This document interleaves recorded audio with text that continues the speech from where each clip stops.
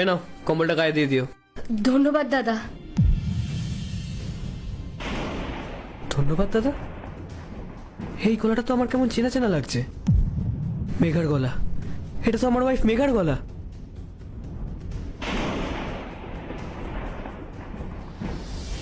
আরে এটা তো মেঘাই। মেঘা এখনো বেঁচে আছে?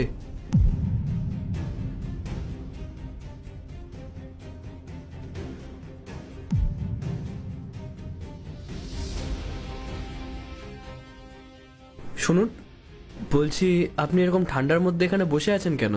আপনার কি বাড়িঘর নেই?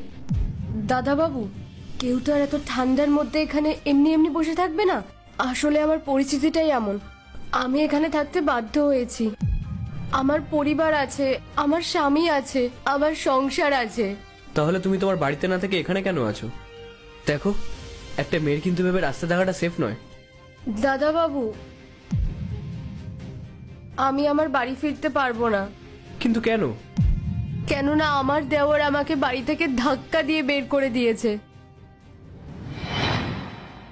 বেরিয়ে যাও এখান থেকে, ফালতু মেয়ে একটা, সারাক্ষণ মুখের উপর তর্ক করতে থাকবে।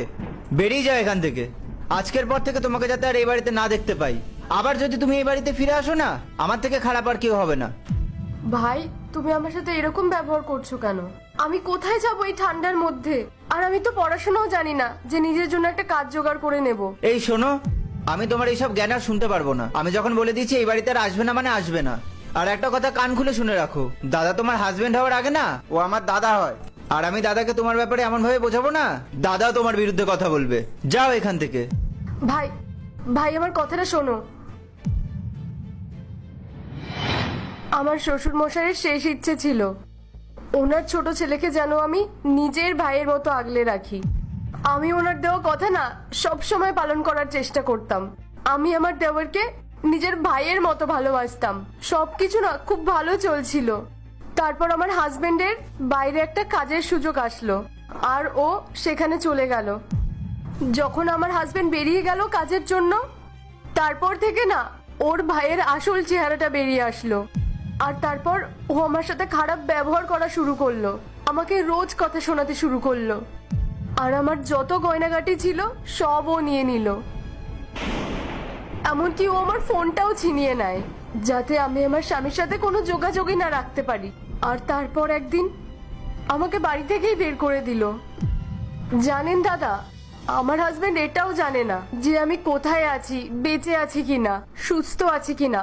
ও কিচ্ছু জানে না। জানেন দাদা বাবু, আমার দেওর আমার সাথে এত কিছু কেন করেছে? ও নাকি একটা মেয়েকে ভালোবাসতো, আর ওর সেই গার্লফ্রেন্ডটা চাইতো আমার আর আমার হাজবেন্ডের নামে যত প্রপার্টি আছে সব যেন ওদের হয়ে যায়। তারপর ওই মেয়েটার কথা শুনে ও আমাকে বাড়ি থেকেই ধাক্কা দিয়ে বের করে দিল। আর এখন এই রাস্তাটাই আমার ঠিকানা। আর বাকি রইল খাওয়া দাওয়া, যে আমাকে যখন যা দিয়ে যায় আমি তাই খাই। আর যদি না দেয় তাহলে আমি খালি পেটেই থাকি। আমার না মাঝে মাঝে খুব ভয় লাগে এখানে থাকতে, কিন্তু কি করব বলুন? আমার হাজবেন্ড হয়তো এত কিছু জানে না। জানেন দাদা, এরকম অনেক সময় হয়েছে যে 4-5 দিন ধরে আমি সেরকম কিছু খেতে পাইনি। আমি না আশেপাশে অনেক জায়গায় কাজের খোঁজ করেছি, কিন্তু কেউ আমাকে কাজ দেয়নি। জানেন, আমি যদি এই কথাগুলো আমার হাজবেন্ডকে বলতাম না, তাহলে ও আমার কথায় বিশ্বাস করতো না, কারণ ও ওর ভাইকে খুব ভালোবাসে। আমার হাজবেন্ড যদি কখনো জানতে পারে না যে ওর ভাই এতটা খারাপ মানুষ, ও তাহলে সেটা কখনো সহ্য করতে পারবে না। আমি এখন শুধু ভগবানের কাছে এটাই চাই যে কোনোভাবে আমার হাজবেন্ডের সাথে আমার দেখা হয়ে যাক, আর ও যেন আমাকে এখান থেকে নিয়ে যায়।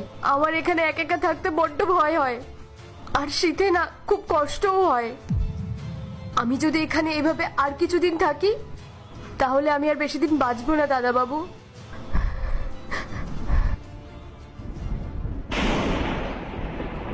রাহুল,